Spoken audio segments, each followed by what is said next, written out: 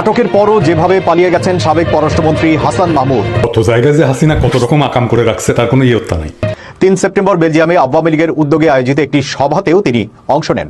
আটক হওয়ার পরও হাসান মাহমুদ কিভাবে দেশ ছাড়তে সক্ষম হলেন? ঘড়ির কাঁটায় তখন বাজে রাত 10:30। হঠাৎ করে দোকানের সামনে এসে থামে একটি প্রাডো গাড়ি। 29 আগস্ট ভারত বাংলাদেশের অরক্ষিত ও কাঁটাতারবিহীন সীমান্ত কুমিল্লার বুড়িচংয়ে চরানল নবিয়াবাদ দিয়ে ভারতে অনুপ্রবেশ করেন। সবার মুখ বন্ধ রেখে হাসিনা যাচ্ছাতেই করে গেছে দেশ নিয়ে, কেউ কিছু কইতে পারে না। এই আমরা দর্শক, শেখ হাসিনা পালানোর পর অনেক মন্ত্রীসহ হাসান মাহমুদও আটক হয়েছিলেন। সর্বশেষ জানা গেল তিনি দেশে নেই, তিনি পালিয়ে গেছেন। দর্শক, এই হাসান মাহমুদ আটক হওয়ার পরও কিভাবে পালিয়ে গেল এই নিয়ে বিভিন্ন মহলে গুঞ্জন উঠেছে। দর্শক, আজকের এই ভিডিওর মাধ্যমে জানতে পারবেন কিভাবে হাসান মাহমুদ পালিয়ে গেছে এবং বর্তমানে তিনি কোথায় অবস্থান করছেন। দর্শক, আজকের এই ভিডিওটি খুবই গুরুত্বপূর্ণ হতে চলেছে, তাই ভিডিওটি না টেনে পুরো ভিডিওটি দেখতে থাকুন। আর চ্যানেলে নতুন হয়ে থাকলে সাবস্ক্রাইব করে আমাদের সঙ্গেই থাকুন। আওয়ামী লীগের যুগ্ম সাধারণ সম্পাদক হাসান মাহমুদ হযরত শাহজালাল আন্তর্জাতিক বিমানবন্দর দিয়ে দেশ ছেড়ে পালানোর চেষ্টা করলেও ব্যর্থ হন। পরে তিনি প্রতিবেশী ভারত সীমান্তের একটি স্থলবন্দর দিয়ে পালানোর চেষ্টা করেছিলেন। কিন্তু সর্বশেষ সবগুলো সূত্র নিশ্চিত করছে যে হাসান মাহমুদ আটকের পরও ইতোমধ্যে পালিয়ে গেছেন। তিনি বর্তমানে বেলজিয়ামে অবস্থান করছেন। বেলজিয়ামে পালানোর পর 2 সেপ্টেম্বর সাবেক পররাষ্ট্রমন্ত্রী হাসান মাহমুদ সহ ক্ষমতাচ্যুত শেখ হাসিনা সরকারের 18 মন্ত্রী ও 9 সংসদ সদস্যের দেশ ত্যাগে নিষেধাজ্ঞা দেয় আদালত। কিন্তু তার আগেই হাসান মাহমুদ পালিয়ে গেছেন বেলজিয়ামে। 3 সেপ্টেম্বর বেলজিয়ামে আওয়ামী লীগের উদ্যোগে আয়োজিত একটি সভাতেও তিনি অংশ নেন। আটক হওয়ার পরও হাসান মাহমুদ কিভাবে দেশ ছাড়তে সক্ষম হলেন, এ নিয়ে জনমনে নানা প্রশ্নের জন্ম হয়েছে। তার বিরুদ্ধে দুর্নীতি, ক্ষমতার অপব্যবহার ছাড়াও বিপুল টাকা বিদেশে পাচারের অভিযোগ রয়েছে। হাসান মাহমুদ সেনা হেফাজতে আছেন এমন খবর বিভিন্ন মাধ্যমে পাওয়া গেলেও হাসান মাহমুদের ঘনিষ্ঠ একটি সূত্র নিশ্চিত করেছেন গত 24 আগস্ট সন্ধ্যায় হাসান মাহমুদ নিরাপদে বেলজিয়ামে পৌঁছেছেন। তিনি এখন বেলজিয়ামের লিমবুর্গ প্রদেশের হ্যাসেল্ট সিটিতে তার নিজের বাড়িতেই আছেন। সেখানে তিনি তার শুভাকাঙ্ক্ষীদের সঙ্গে দেখা সাক্ষাতে সময় কাটাচ্ছেন। বাংলাদেশেও বিভিন্ন জনকে ফোন করে বিভিন্ন নির্দেশ উপদেশ দিচ্ছেন। নির্ভরযোগ্য সূত্রে জানা গেছে গত 25 আগস্ট হাসান মাহমুদ বাংলাদেশ ছাড়েন।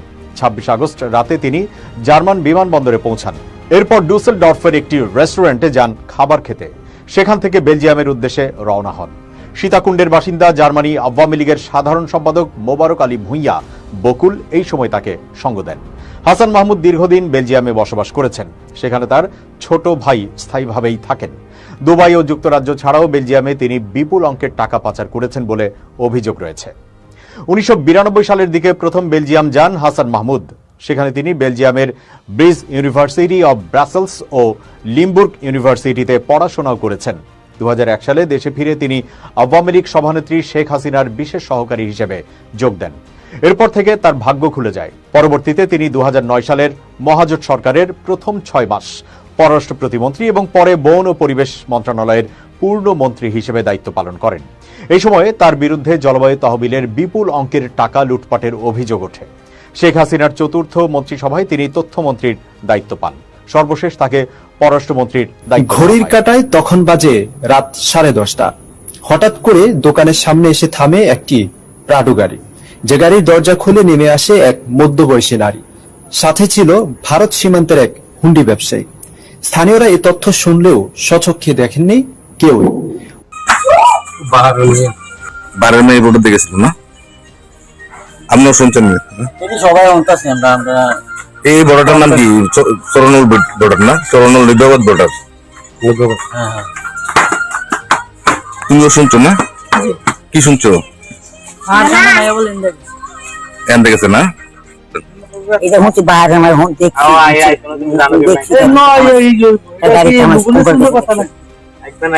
রাতের কটার সময় ছিল গাড়িটা? 11টায়। এটা কার মেয়ে ছিল? কার মেয়ে ছিল? বারের মাইয়া। এদিক দিয়ে গেছে।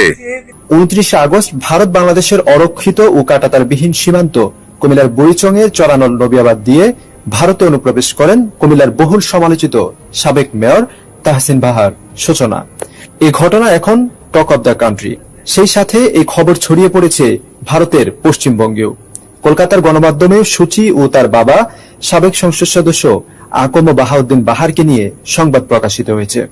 আমরা শুনছেন না? হ্যাঁ শুনছেন এরকম তো কিটা কইছে? কয়ার কি ইন্ডিয়া গেছে এরকম কয়। ভারতে অনুপ্রবেশ করা বাহার ও সুচির এখন রাজনৈতিক আশ্রয় ছাওয়া ছাড়া আর কোনো পথ নেই।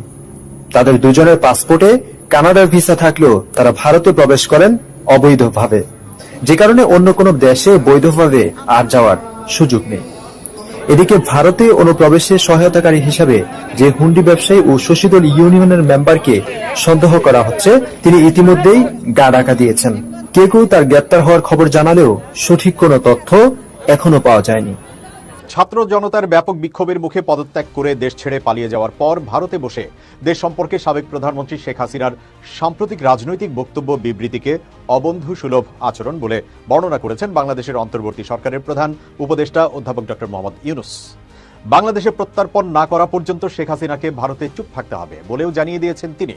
ভারতীয় বার্তা সংস্থা পিটিআইকে দেওয়া এক সাক্ষাৎকারে ডক্টর ইউনূস এই মন্তব্য করেন। বৃহস্পতিবার সাক্ষাৎকারটি প্রকাশ করেছে পিটিআই। বুধবার পিটিআইকে দেওয়া এই সাক্ষাৎকারে ইউনূস আরও ইঙ্গিত দিয়েছেন, শেখ হাসিনাকে ফেরত পাঠানোর বিষয়ে বাংলাদেশ অনুরোধ না করা পর্যন্ত ভারত যদি তাকে নিজের দেশে রাখতে চায় তাহলে তাকে আরও মন্তব্য করা থেকে বিরত থাকতে হবে।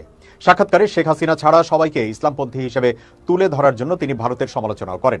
শেখ হাসিনার ক্ষমতাচ্যুতির পর বাংলাদেশের প্রধান উপদেষ্টা হিসেবে দায়িত্ব নিয়েছেন অধ্যাপক ডক্টর মোহাম্মদ ইউনূস।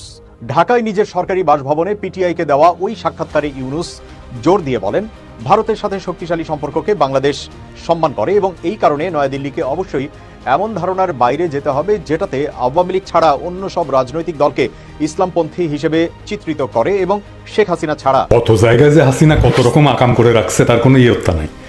সবার মুখ বন্ধ রেখে হাসিনা যাচ্ছাতেই করে গেছে দেশ নিয়ে, কেউ কিছু কইতে পারে না। এই আমরা যারা কয়েকজন দেশে থাকি না তারাই কিছু কিছু কইতে পারি। আজ একটা অতি গুরুত্বপূর্ণ বিষয় নিয়ে কথা বলবো, যে বিষয়টা বাংলাদেশের সার্বভৌমত্বের সাথে যুক্ত। দেখবেন হাসিনা কিভাবে বাংলাদেশের সার্বভৌমত্বকে ঝুঁকির মুখে ফেলছে। বিষয়টা ফেনী নিয়ে। আমি কুকি ন্যাশনাল ফ্রন্ট নিয়ে ভিডিওতে বলছিলাম যে আমাদের ভৌগোলিক উইক পয়েন্ট হচ্ছে ফেনী। এই উইক পয়েন্ট ইন্ডিয়ার চিকেন নেকের চাইতেও নাজুক। আমি এটাও বলছি, ইন্ডিয়া যদি এই ফেনী থেকে চট্টগ্রামকে আলাদা করে দিতে পারে তাহলে সে চিকেন নেকের দুর্বলতাই শুধু কাটাতে পারবে না, সে মুফতে একটা সমুদ্র বন্দরও পেয়ে যাবে। এইটা দেশের রাষ্ট্র ক্ষমতায় যারা থাকে তাদের বুঝতে হয়। সব রাজনৈতিক নেতৃত্ব বুদ্ধিমান হয় না, আমরা জানি। বেকুব লোকেরাও দেশ চালানোর দায়িত্ব পায় মাঝে মাঝে। তারা না বুঝলে দেশের সামরিক বাহিনীকে এটা বুঝতে হয়, তারা সেই জন্য ট্রেন্ড। সামরিক গোয়েন্দা সংস্থাদের বুঝতে হয়, তারা সেই জন্যও ট্রেন্ড। সেভাবেই তাদের রাজনৈতিক নেতৃত্বকে ব্রিফ করতে হয়। আজকে আমরা দেখব ফেনী অঞ্চলের ভূ রাজনৈতিক গুরুত্বকে কিভাবে খাটো করা হয়েছে, উপেক্ষা করা হয়েছে এবং এমন ভয়ানক সব কাজ করে বিপজ্জনক পরিকল্পনা করে দেশের সার্বভৌমত্বকে ঝুঁকির মুখে ফেলে দেওয়া হয়েছে। ঝুঁকির মাত্রাটা বোঝার জন্য আসেন আমরা ফেনী নিয়ে আমাদের ভৌগোলিক ঝুঁকিগুলো কি কি সেটা আলাপ করি। আপনি যদি চিকেন নেক দেখেন তাহলে দেখবেন ভারতের 7 সিস্টার্স আছে না, সেইটা ভারতের মূল ভূখণ্ডের সাথে ভূমির মাধ্যমে যুক্ত। কিন্তু আমাদের পুরা চট্টগ্রাম অঞ্চল বাংলাদেশের মূল ভূখণ্ড থেকে ভূপ্রাকৃতিকভাবে বিচ্ছিন্ন। ভয়ানক কথা, কিন্তু ফেনী নদী চট্টগ্রাম অঞ্চলকে বাংলাদেশের মূল ভূখণ্ড থেকে বিচ্ছিন্ন করে রাখছে। এই চট্টগ্রাম অঞ্চল বাংলাদেশের মূল ভূখণ্ডের সাথে কিভাবে যুক্ত? তাইলে যুক্ত মাত্র 3টা সড়ক সেতু আর একটা রেল সেতু দিয়ে। মাত্র এই 4টা সেতুর নিয়ন্ত্রণ শত্রুপক্ষ নিয়ে নিতে পারলে আমাদের মূল ভূখণ্ডের সাথে চট্টগ্রাম বিচ্ছিন্ন হয়ে যাবে। শুধু তাই না, আমাদের মূল ভূখণ্ডের সাথে আমাদের সমুদ্র যোগাযোগ বন্ধ হয়ে যাবে। আমরা মূলত একটা ল্যান্ড লকড কান্ট্রিতে পরিণত হব। কেউ কেউ বলতে পারেন, কেন আমাদের মোংলা বন্দর আছে না? এটা নদী বন্দর, সমুদ্র বন্দর না। সমুদ্রগামী জাহাজ ওই মোংলা বন্দরে এসে নোঙ্গর ফেলতে পারবে না। এই অবস্থা কি চিকেন নেকের চাইতে ভয়ানক না? আসেন আমরা এই বিষয়টা গুগল আর্থে দেখি।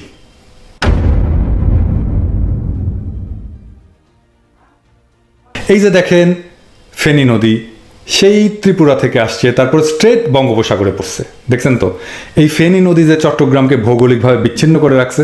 এই গুরুত্বপূর্ণ বিষয়টা এই অঞ্চলের যে কোনো ধরনের অবকাঠামো নির্মাণ, কোনো ধরনের বিদেশি রাষ্ট্রের উপস্থিতির সময় আমাদের মনে রাখতে হবে। এইবার আসেন আমরা সমুদ্রের দিক থেকে দেখতে শুরু করি। প্রথমে মুহুরী প্রকল্প।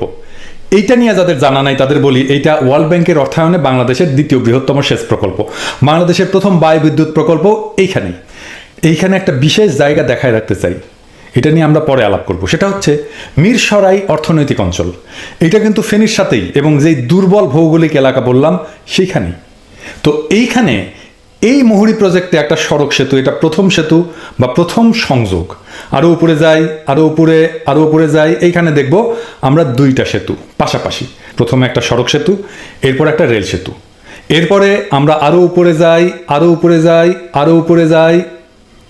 উপরে এইখানে আর একটা সড়ক সেতু।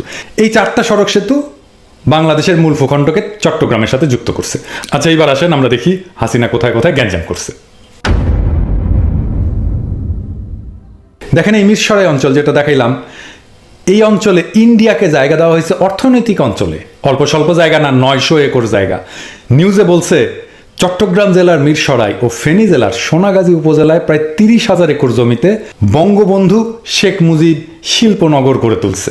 সেইখানে 900 একর জায়গা দেওয়া হয়েছে ভারতীয় অর্থনৈতিক অঞ্চল তৈরি করার জন্য।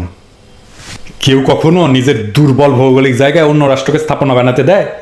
আমাদের তিস্তা প্রজেক্ট আমাদের জায়গায়, আমাদের মাটিতে, সেই প্রজেক্টে আপত্তি দেয় ইন্ডিয়া এই কারণে যে এটা চায়না করবে। আর আমার দুর্বল ভৌগোলিক জায়গায় আমি খোদ ইন্ডিয়াকে 900 একর জায়গা দিলাম স্থাপনা করার জন্য। ওইখানে 900 একর জায়গায় তো 9,000 ইন্ডিয়ান কমান্ডো সিভিলিয়ান সাইজে চাকরি করবে।